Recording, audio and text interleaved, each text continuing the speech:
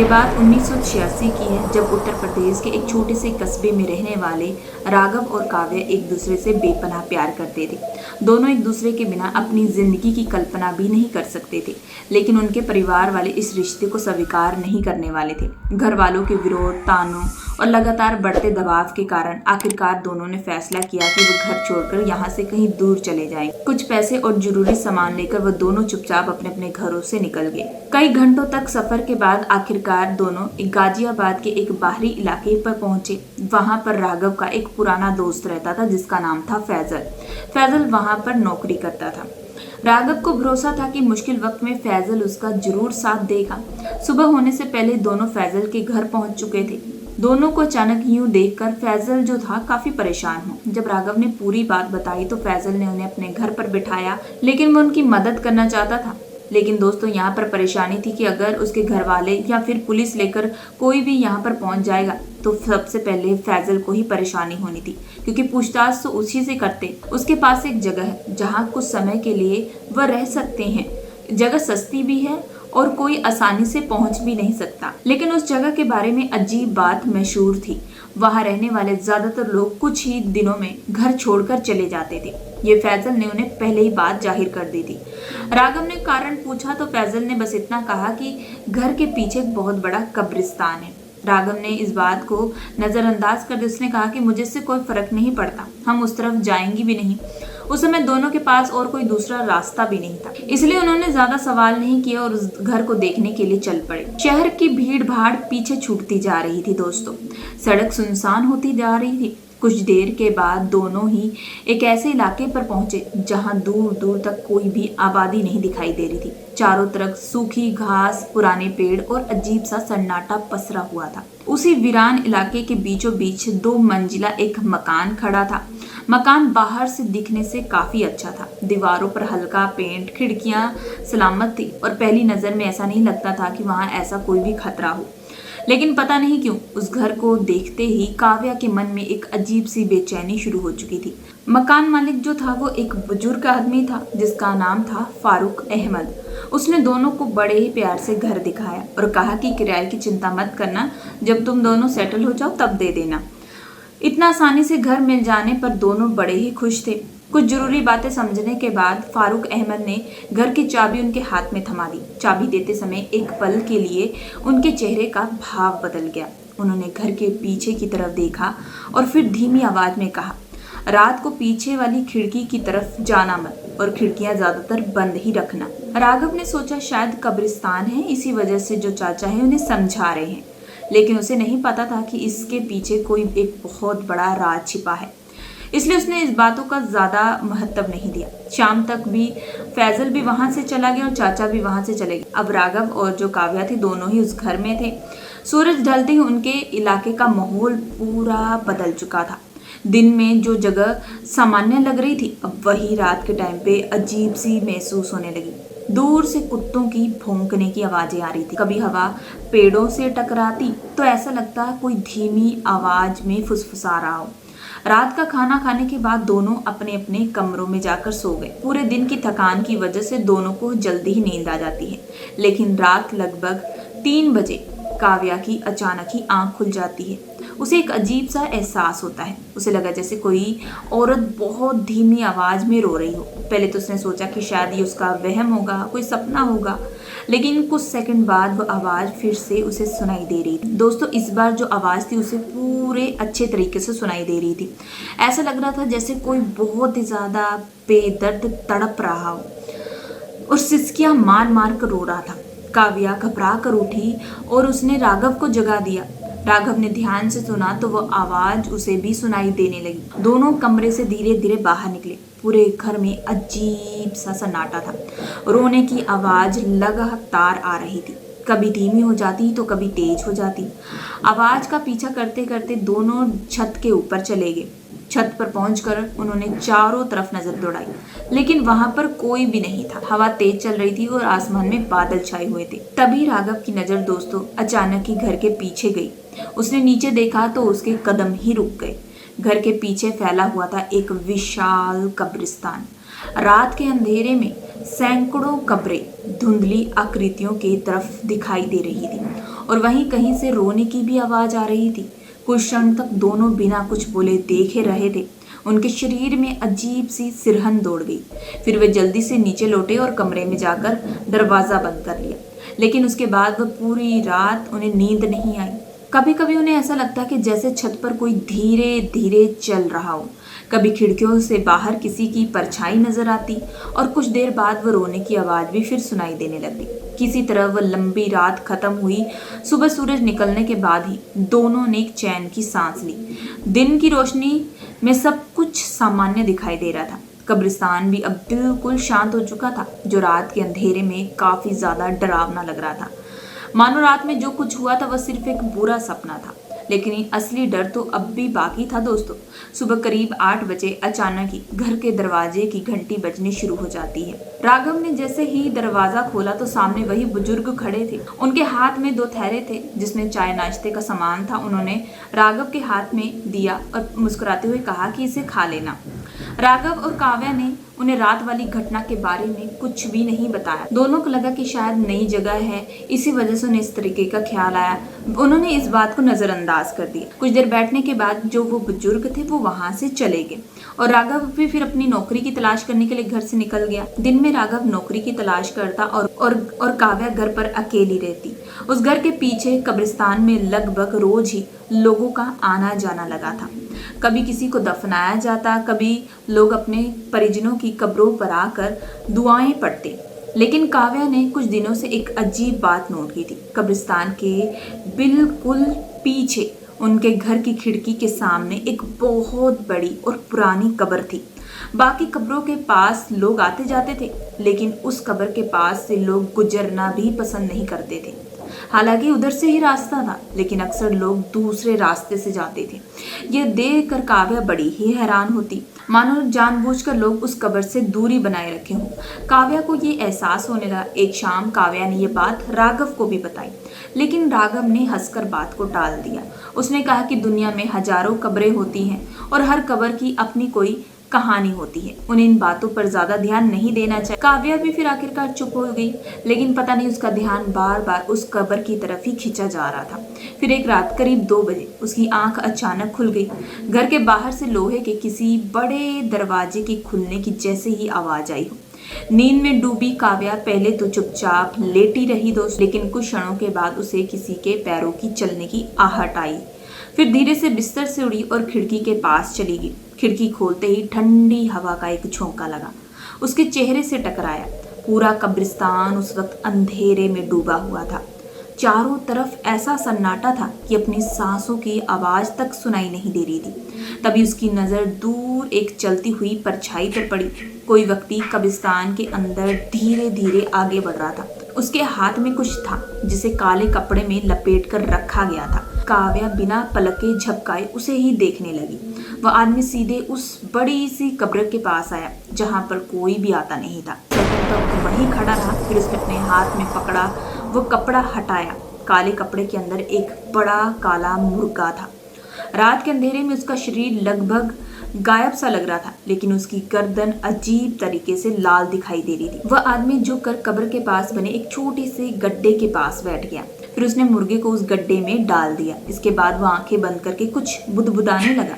काव्या खिड़की से ये सब कुछ देख रही थी। माहौल जो था वो काफी डरावना हो चुका था। उसकी धड़कनें तेज हो रही थी। कुछ देर बाद अचानक कब्रिस्तान में एक दर्दनाक चीख की आवाज गूंज उठी। वह आवाज इतनी भयानक थी कि काव्या का पूरा शरीर कांप उठा। अगले ही पल वह आदमी खड़ा हुआ और तेज कदमों से वहां से चला गया। कुछ सेकंड बाद वह अंधेरे में गायब हो चुका था। काव्या घबरा कर वापस कमरे में आई और राघव के पास आकर लेट गई, लेकिन उस रात उसे नींद बिल्कुल भी नहीं आई थी। बार बार उसके दिमाग में वही दृश्य घूम रहा था, वही आदमी, वही कब्र और वह मुर्गा। वो इतनी डरावनी चीख। सुबह होने तक वह बेचैन ही रही। अगले दिन राघव अपने काम में फिर से व्यस्त हो गया, लेकिन काव्या का ध्यान बार बार उसी कब्रिस्तान पर जा रहा था।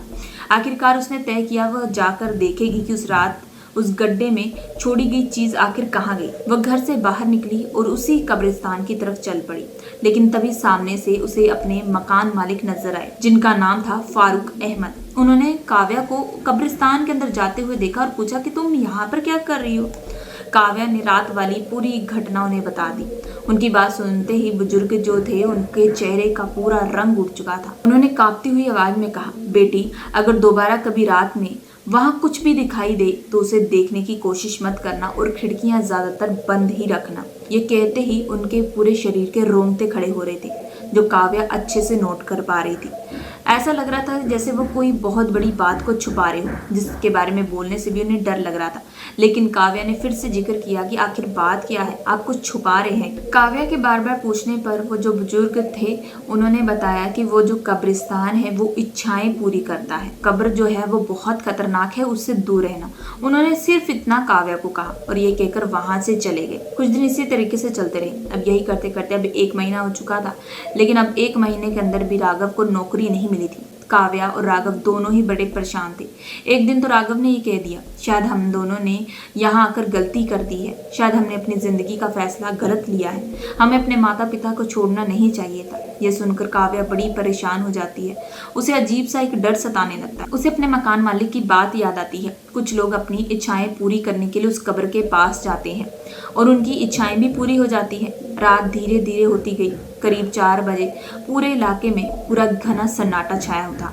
ठंडी हवा सूखे पत्तों को सड़क पर घसीट रही थी। तभी एक परछाई घर से निकली और वह थी काव्या। उसके हाथ पर एक काला कपड़ा था। उसका दिल तेजी से धड़क रहा था। उसे खुद अपनी धड़कनें सुनाई दे रही थी, लेकिन वह बहुत ही ज्यादा घबराई हुई थी। वह धीरे धीरे कब्रिस्तान का गेट पार करके उस विशाल कब्र के पास गई, जहाँ कोई भी आता नहीं था। उस पल उसे ऐसा महसूस हुआ जैसे आसपास कोई दिखाई देने वाली चीज उसे देख रही हो, लेकिन वह रुकी नहीं। वह कब्र के पास बने उस छोटे से गड्ढे के सामने बैठ गई और कुछ क्षण अपनी आंखें बंद कर ली और रोती हुई आवाज में कहने लगी कि मैं बस यही चाहती हूँ कि राघव को एक अच्छी नौकरी मिल जाए, बस इतना ही। जैसे ही उसने अपनी बात पूरी की, अचानक गड्ढे के अंदर से एक अजीब सी आवाज सुनाई दी। ऐसा लगा जैसे बहुत गहराई में कोई चीज हिली हो। काव्या का पूरा शरीर कांप उठा था। अगले ही पल कब्रिस्तान के सन्नाटे को चीरते हुए एक भयानक चीख गूंजी। यह आवाज इंसान की नहीं थी और ना ही किसी जानवर की। काव्या एक पल के लिए वहां न रुकी और भागती हुई वापस घर लौट आई। उसके माथे से पसीने छूट रहे थे, शरीर कांप रहा था। उसने बड़ी ही मुश्किल से अपने आप को संभाला था। बार बार उसे ऐसा महसूस हो रहा था कि जैसे घर के बाहर कोई घूम रहा हो, जैसे कोई खिड़की से पास खड़ा होकर उसे ही देख रहा हो। लेकिन जब भी वह हिम्मत करके बाहर देखती तो वहां पर कोई भी नहीं था। अगली सुबह उसकी नींद राघव की आवाज से खुली। आज कई दिनों के बाद उसके चेहरे पर मुस्कान थी। वह बार बार अपनी मोबाइल स्क्रीन पर देख रहा था। काव्या, मुझे यकीन नहीं हो रहा, जिस कंपनी में पिछले हफ्ते इंटरव्यू देकर आया था वहां से कॉल आई है। काव्या चुपचाप उसकी बात सुनती रही। कंपनी के जो वरिष्ठ कर्मचारी थे उनकी मौत हो चुकी है और उनके बदले मुझे साइन किया गया है। ये सुनकर काव्या का दिल एक पल के लिए खुशी से झूम उठा। उसे पिछली रात की वह चीख याद आई और उसे वह याद आया कि वह कल रात को ही जाकर राघव के लिए इच्छा मांग कर आई, लेकिन उसने ये बात राघव को नहीं बताई। उसे देखकर वह बेहद खुश थी। ये कहते ही राघव तैयार होकर ऑफिस चला जाता है। शाम को जब राघव वापस आता है तो वह बड़ा ही खुश था। उसके हाथ में काफी सारा सामान था काव्या के लिए जो लेकर आया था, नए कपड़े, घर का सामान और उसके लिए एक मोबाइल फोन। उस रात देर तक दोनों ही अपने भविष्य के बारे में सपने देख रहे थे। राघव ने भी कह दिया था कि 2 दिन बाद वह मंदिर में जाकर उसके साथ शादी कर लेगा। इस बात से काव्या बेहद खुश थी। लेकिन उसी रात करीब 3 बजे काव्या की अचानक आंख खुलती है। उसे अपने शरीर में कुछ बदलाव सा महसूस होने लगता है। अजीब सी गर्मी, शरीर जो था काफी ज्यादा तप रहा था। सांस लेने में दिक्कत हो रही थी। वह तुरंत भागते हुए छत पर चली जाती है और खुली हवा में सोचती है कि मैं सांस लूंगी तो शायद उसे बेहतर लगेगा। हालांकि वह राघव को भी इस बारे में नहीं बताती, लेकिन वह जैसे ही छत पर जाती है तो उसके कानों में एक अजीब सी आवाज सुनाई देती है। पहले धीमी और फिर तेज, फिर इतनी तेज कि उसे लगा कि जैसे उसका सिर ही फट जाएगा। काव्या ने दोनों हाथ अपने कानों पर रख लिए, लेकिन तभी उसका शरीर बुरी तरह से सिकुड़ने लगा। उसके शरीर में अलग से बदलाव आने लगे। पैर इंसानों के मुकाबले बड़े होने लगे और उसका चेहरा काफी खतरनाक सा बनने लगा। नाखून उसके इंसानों के मुकाबले भेड़िए की तरह उसके नाखून बनने लगे। ये सब देखकर काव्या बड़ी ही परेशान होने लगी। अब उसकी सांसें भी किसी जंगली जानवर की तरह भारी हो गई थी। कुछ सेकंड बाद वह इंसानों की तरह नहीं बल्कि किसी शिकारी की तरह खड़ी थी। फिर उसने धीरे धीरे सर अपना आसमान की तरफ उठाया और एक भयानक गुर्राहट पूरे इलाके में गूंज उठी। अगली पल वह छत से नीचे कूद गई। लेकिन दोस्तों, सबसे डरावनी बात तो यह थी कि इतनी ऊंचाई से गिरने के बाद भी उसे कोई चोट नहीं लगी थी। वह अंधेरी गलियों में ऐसी रफ्तार से दौड़ रही थी जैसे कोई भेड़िया दौड़ रहा। उसी समय शहर के दूसरे कोने में एक युवक और युवती कार में बैठे बातें करते हुए आ रहे थे। सड़क सुनसान थी, चारों तरफ घना जंगल था। तभी कार की छत पर एक भारी भरकम चीज के गिरने की आवाज आती है। धड़ाम। दोनों चौंक कर, जो युवक और युवती होते हैं दोनों चौंक कर उसे देखते हैं, लेकिन उन्हें कुछ दिखाई नहीं देता। अचानक ही विंडशील्ड पर दो लाल चमकती हुई खतरनाक आंखें दिखाई देती है, जिन्हें देखकर उनकी एक जोरदार चीख गूंजती। शांत होने के बाद जब काव्या अपने घर पर पहुंची तो उसे समझने में देरी नहीं लगी कि उसके साथ जो हो रहा है वह वही कब्रिस्तान की वजह से हो रहा है जहां पर वह राघव के लिए इच्छा मांग कर आई थी। उस ये सोचकर उसके पैरों तले अब जमीन खिसक चुकी। अब उसे समझ में आ चुका था कि वह उस कब्रिस्तान से जाकर जो उसने इच्छा मांगी है वो उसने सबसे बड़ी अपनी जिंदगी में गलती कर दी है। उस रात वह अपने कमरे में बैठी अकेली रोती रही। उसकी आंखों से लगातार आंसू बहते रहे। वह बार बार खुद से ही सवाल कर रही थी कि आखिर मैंने ऐसा क्यों किया। अगर मैं वहां जाती ना तो आज मेरे साथ ये सब ना होता। जिस अंधेरी शक्ति को उसने खुद अपनी जिंदगी में बुलाया था अब वो उसके अंदर प्रवेश कर चुकी थी। अगली सुबह उसने खुद को संभाला और घर के कामों में लग गई। उसने तय किया कि वह ये सच्चाई राघव को नहीं बताएगी। वह नहीं चाहती थी जिस इंसान के लिए उसने ये सब किया है वह उसी से नफरत करने लगी। फिर 2 दिन बाद जाके राघव ने काव्या से शादी कर ली। शादी करने के बाद काव्या बेहद खुश थी। दोनों की जिंदगी कुछ सामान्य सी दिखने लगी, लेकिन वह सामान्य बिल्कुल भी नहीं थी। राघव रोज अपनी नौकरी पर जाता, दोनों एक साथ खाना खाते, भविष्य के सपने देखते। लेकिन जैसे ही रात के 3 बजते काव्या की दुनिया ही पूरी बदल जाती। उसके अंदर अंधेरा जाग उठता और वह घर से निकलकर अंधेरी गलियों में दौड़ने लगती। उधर पूरे इलाके में अब अजीब सी घटनाएं बढ़ने लगी थी। लोग रात के समय बाहर निकलने से भी डरते थे। कई लोगों ने दावा किया कि उन्होंने रात के अंधेरे में एक काली आकृति को देखा है जो पूरी भेड़िए की तरह थी। दोस्तों, एक शाम टीवी पर भी उस घटनाओं के बारे में बातें होने लगी। राघव ने भी जब उस न्यूज को सुना तो उसने गुस्से से जो रिमोट था टीवी का टेबल पर पटक दिया। ये देखते ही काव्या तुरंत कहने लगी कि क्या हुआ, आखिर तुम इतना गुस्सा क्यों कर रहे हो। राघव ने कहा कि अजीब बात है, इतने दिनों से ये जो भी घटनाएं हो रही हैं ये सब कोई हमारे घर के आसपास ही हो रही है, लेकिन मुझे आज तक इसके बारे में कुछ भी पता ना चला। दोस्तों, ये सुनते ही काव्या के चेहरे का रंग उड़ गया। उसके माथे से पसीने निकलने लगे। राघव ने इस बात पर ध्यान दिया। तुम ठीक तो हो? तभी काव्या ने कहा, हाँ हाँ बिल्कुल मैं ठीक हूँ। काव्या ने जबरदस्ती मुस्कुराने की कोशिश की, लेकिन उसकी कांपती हुई आवाज राघव से छिप ना सकी। उसी पल राघव को कुछ अजीब सा एहसास हुआ, जैसे कोई बहुत बड़ा सच काव्या उसे छुपा रही हो। उस रात दोनों सोने के लिए चले गए। घड़ी की सुइयां धीरे धीरे बढ़ रही थी और 3 बजने में करीब कुछ ही सेकंड बचे थे। राघव गहरी नींद में था कि तभी अचानक उसकी आंख खुल जाती है। पहले तो उसे लगा कि शायद कोई सपना है, लेकिन फिर उसे घर के अंदर से ही अजीबोगरीब आवाजें सुनाई देने लगी। आवाज वॉशरूम की तरफ से आ रही थी। वह किसी इंसान के रोने की जैसी आवाज लग रही थी और किसी जंगली जानवर के गुर्राने की भी। एक ऐसी आवाज जिसे सुनते ही किसी के भी शरीर के रोंगटे खड़े हो जाएं। राघव बिस्तर पर उठकर बैठ गया। कमरे में काव्या नहीं थी, ये देखकर वह बड़ा ही परेशान था। वॉशरूम के अंदर अब और भी डरावनी आवाज आ रही थी, कभी किसी के कराने की, कभी किसी के रोने की, दांत पीसने की, मानो कोई खतरनाक शिकारी खुद को रोकने की कोशिश कर रहा हो। राघव धीरे धीरे बिस्तर से उतरा। उसके कदम खुद ब खुद वॉशरूम की तरफ बढ़ने लगे। जैसे वह दरवाजे के करीब पहुंच गया, वैसी अंदर से वहां आने वाली आवाजें और भी भयानक होती जा रही थी। लेकिन राघव ने हिम्मत करके दरवाजे के पास बने एक छोटे से छेद से झांकने की कोशिश की कि अंदर का माजरा क्या है। और दोस्तों, जो उसने दृश्य देखा उसे देखकर उसकी सांसें थम चुकी थी। अंदर काव्या जमीन पर घुटनों के बल बैठी थी। काव्या जैसी नहीं दिख रही थी। उसकी आंखें अंगारों की तरह लाल हो चुकी थी, नाखून पंजों की तरह लंबे हो चुके थे, मुंह से नुकीले दांत बाहर निकले हुए थे और वह अपने हाथों को पकड़कर खुद को रोकने की कोशिश कर रही थी, मानो उसके अंदर किसी पिशाच के बाहर निकलने की तड़प में। काव्या ने धीरे धीरे अपना सर उठाया और उसकी लाल चमकती आंखें दरवाजे के पीछे खड़े उस छेद पर टिक गई। जहां से राघव उसे देख रहा था। राघव का दिल मानो धड़कना ही भूल गया हो। राघव भाग जाओ। अचानक अंदर से काव्या की टूटी हुई आवाज सुनाई दी। उसकी आवाज में दर्द था, तड़प थी, लेकिन अगले ही पल आवाज और डरावनी हो चुकी थी। यहाँ से चले जाओ अभी के अभी। राघव की आंखों में आंसू आ गए। वह चुका था कि काव्या अपनी मर्जी से ये सब नहीं कर रही है। उसके अंदर कोई और शक्ति है जो धीरे धीरे उसे अपने कब्जे में ले रही है। तभी धड़ाम, वॉशरूम का दरवाजा इतनी जोर से हिला कि उसकी कुंडी निकल गई।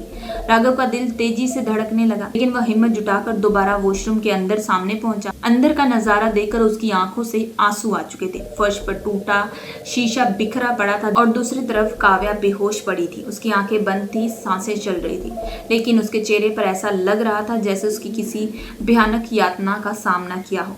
राघव घबराकर उसके पास पहुंचा। कुछ देर बाद काव्या को होश आया। होश में आते ही वह फूट फूट कर रोने लगी। मैं उसे रोक नहीं पा रही राघव, ये कहते ही वह रोने लगी। हर रात वह और ताकतवर होता जा रहा है। मुझे लगता है मैं जल्द ही पूरे तरीके से उसके कब्जे में आ जाऊंगी। दोस्तों, तब काव्या ने राघव को बताया कि वह कब्रिस्तान में इच्छा मांगने के लिए गई थी और उसके बाद से उसके साथ ये सब हुआ है। तभी राघव ने पूछा, लेकिन तुम उस कब्रिस्तान में ये सब करने के लिए क्यों गई और तुम्हें किसने बोला था वहां जाने के लिए? तभी काव्या बताती है, जो चाचा थे उन्होंने बताया था कि वहाँ इच्छा पूरी होती है। तुम काफी वक्त से नौकरी की तलाश कर रहे थे, इसी वजह से मैं मजबूरन वहां पर चली गई। मुझे लगा कि हमारी जिंदगी में परेशानियां थोड़ी कम हो जाएंगी, लेकिन मुझे नहीं पता था कि मैं अपने आप को एक बहुत बड़ी मुसीबत में डाल लूंगी। अब दोनों को समझ में आ चुका था कि जिस नौकरी और सुख की वजह से उनकी जिंदगी बदल रही थी, अब उसकी कीमत कितनी भयानक हो चुकी। राघव था, वह तुरंत चाचा के पास गया। उसे पता था कि इसका तोड़ जरूर चाचा ही अब निकाल पाएंगे। वह तुरंत उनके पास गया और हाथ जोड़कर विनती करने लगा, मेरी बीवी को बचा लीजिए। सारी बात सुनने के बाद जो फारूक चाचा थे, उनके चेहरे का रंग पूरा पीला पड़ चुका था। उन्होंने गुस्से में कहा कि मैंने उसे मना भी किया था, वो आखिरकार फिर चली गई। ये तो उसने बहुत बड़ी गलती कर ली है। अब पता नहीं तुम्हारी बीवी को कैसे बचाया जा सकता है। लेकिन राघव जो था वो उनके हाथ जोड़कर सामने गिड़गिड़ाने लगा कि कैसे भी करके मेरी बीवी को बचाए। वह रोज रात को लोगों का खून पीती है और मुझसे ये सब नहीं देखा जा रहा। मैं उसे तड़पता हुआ नहीं देख सकता। आप हमारी मदद कीजिए। तभी जो फारूक चाचा थे उन्होंने कहा कि ये कोई साधारण रूह नहीं है, ये एक पिशाच है जो लोगों की मजबूरी का फायदा उठाता है। उनकी इच्छा तो पूरी करता है, के बदले वह लोगों के शरीर में प्रवेश हो जाता है और एक भेड़िए की तरह बनकर लोगों का खून पीता। तभी राघव ने घबरा कर कहा, तो फिर काव्या को कैसे बचाया जा सके? फारूक चाचा कुछ देर शांत रहे और फिर बोले, जब तक कोई दूसरा इंसान उस कब्र के पास जाकर इच्छा नहीं मांगता और बाद में वो जो पिशाच है उसके शरीर में निवेश नहीं करता, तब तक काव्या के शरीर से उस पिशाच को नहीं निकाला जा सकता। ये सुनते ही राघव घबराने लगा और कहने लगा कि आखिर वह इंसान कब आएगा? तब तक मैं अपनी पत्नी को यूं ही तड़पते हुए देखता रहूंगा। क्या कोई दूसरा रास्ता नहीं है? तभी वो जो फारूक चाचा थे उन्होंने कहा कि जो दूसरा रास्ता है वो बहुत ही ज्यादा कठिन है, शायद वो तुम लोगों से नहीं हो पाएगा। जो फारूक चाचा ने बताया उसे सुनते ही राघव के पैरों तले जमीन खिसक चुकी थी। ये सुनते ही राघव ने फैसला कर लिया। अगली रात जब पूरा इलाका सो रहा था, वह अकेला कब्रिस्तान पहुंचा, लेकिन कब्र के बीचों बीच अजीब सा सन्नाटा पसरा हुआ था। राघव उस पुरानी सी कब्र के पास रुका और बोला, अगर किसी को इसकी कीमत चुकानी है तो वो मैं हूँ। इसके बाद उसने वही रस्म पूरी की जो कि काव्या ने की थी। सुबह होते ही काव्या को महसूस हुआ कि कई महीनों के बाद उसका शरीर अब हल्का लग रहा था, लेकिन दूसरी तरफ जो राघव था वह बेचैन हो चुका था। उसकी आंखों में अजीब सी लाली आ चुकी। उस रात उसने काव्या के दूध में नींद की दवा मिला दी थी। कुछ ही मिनटों बाद वह गहरी नींद में सो चुकी थी। उसके बाद राघव चुपचाप घर से निकला और वही कब्रिस्तान पहुंच गया। वहां फारूक चाचा थे और कुछ हाफिज साहब भी पहले से ही मौजूद थे। उन्होंने उस अभिशापित कब्र को खोद दिया। मिट्टी के नीचे से एक शव निकला था। उसे देखकर किसी की भी रूह कांप उठती। वर्षों पुराना होने के बावजूद भी उसका चेहरा लगभग सही सलामत था। ऐसा लग रहा था कि जैसे आज ही किसी को दफनाया गया हो। और दोस्तों, सबसे डरावनी बात थी कि उसकी आंखें खुली हुई थी। हाफिज साहब ने राघव की तरफ देखा, अभी भी वक्त है, लेकिन तभी राघव मुस्कुरा दिया। अगर मैं अब पीछे हट गया तो काव्या कभी भी आजाद नहीं हो पाएगी। कुछ देर बाद उसके शरीर में असहनीय दर्द सा उठने लगा। वह जमीन पर उठा, उसकी नसें फूलने लगी। आंखों का रंग बदल गया और फिर उसके मुंह से इंसानी नहीं बल्कि किसी दरिंदे जैसी गुर्राहट की आवाजें निकलने लगी। अगले ही पल वह उठ खड़ा हुआ। अब वह राघव नहीं बल्कि कुछ और बन चुका था। वह बिजली की रफ्तार से चाचा की तरफ झपटा, लेकिन हाफिज साहब पहले से तैयार थे। उन्होंने चांदी की धार वाला एक खंजर तुरंत उसके कंधे पर घोंप दिया। चीख इतनी भयानक थी कि आसपास बैठे पंछी सब उड़ने लगे। पूरा कब्रिस्तान कांप उठा। उसी समय घर में सो रही काव्या की भी एक नींद टूटी। उसे महसूस हुआ कि कोई कब्रिस्तान में उसका इंतजार कर रहा है। वो दौड़ती हुई वहां पहुंची और सामने का दृश्य देखकर वो फूट फूट कर रो पड़ी, क्योंकि राघव जमीन पर पड़ा था। लेकिन तभी उसके शरीर से धुएं जैसी काली ऊर्जा निकलकर कब्र से निकलकर शव में समा गई। अचानक वह मृत शरीर हिलने लगा, उसकी बंद पड़ी उंगलियां पकड़ने लगी और फिर उसकी आंखें पूरी तरह खुल गई और एक डरावनी हंसी पूरे कब्रिस्तान में गूंज उठी।